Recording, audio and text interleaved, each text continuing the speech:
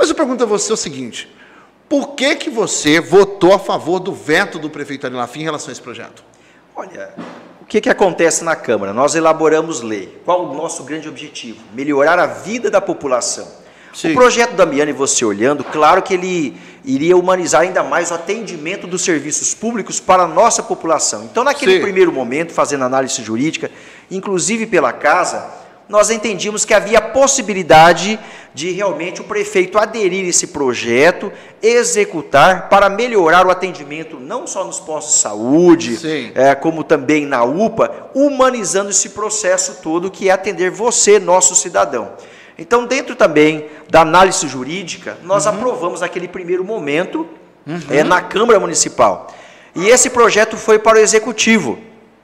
Lá, a assessoria jurídica do Poder Executivo apontou algumas situações que poderiam ou realmente causariam ingerência do Legislativo, mediante aquele projeto, ao Executivo.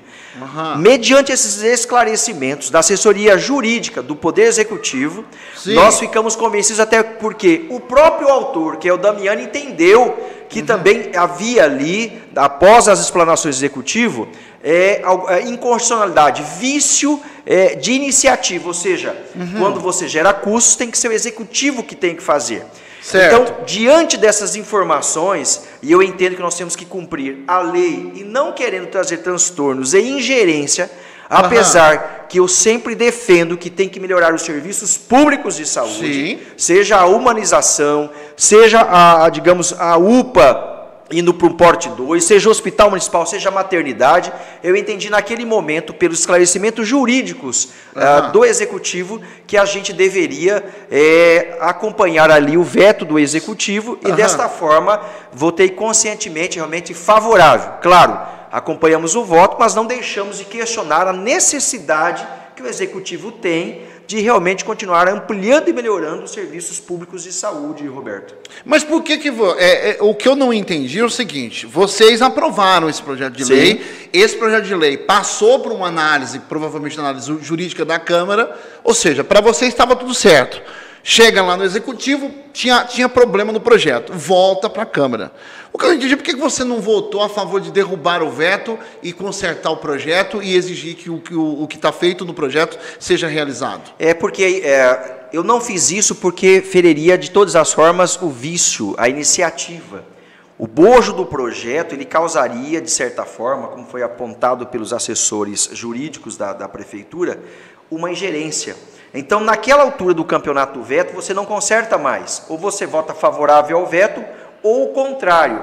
E você faz o convencimento ao Poder Executivo, porque o projeto é bom, de fazer a iniciativa por lá para atender a população. Porque o grande objetivo que o vereador faz indicações, requerimentos e projetos é justamente isso, é favorecer a população. Agora você fala assim, mas por que de repente houve esse desencontro? Isso acontece a todo instante. Se você verificar as câmaras municipais, as assembleias legislativas e o próprio Congresso Nacional, existe muitas iniciativas do próprio Congresso Nacional que o presidente da República veta.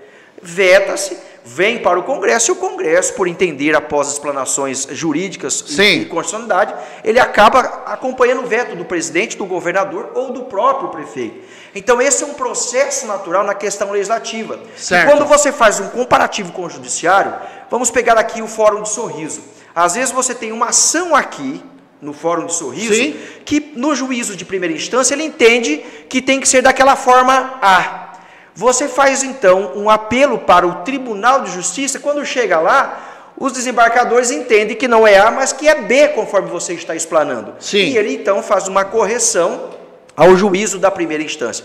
Então, a questão de veto, ele está dentro da questão da nossa lei orgânica municipal, Roberto, porque é um fato que acontece.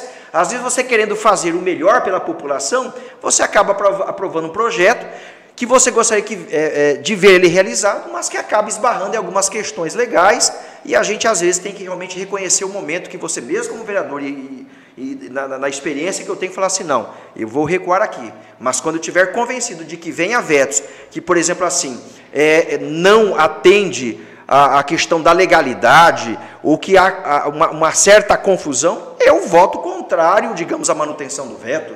né? Sim. Então isso depende muito da circunstância do projeto, Roberto, que você está apreciando ali naquele momento como vereador na Câmara Municipal. Agora, a vereadora Jane e o vereador Maurício pegaram bem pesado em relação ao que aconteceu, em relação ao veto, bateram bem duro mesmo na fala deles. Como é que você absorve a fala deles, já que eles votaram, obviamente, contra o veto do prefeito? Isso depende muito de experiência, isso depende muito de conhecer a questão de iniciativa, da legalidade de propositura.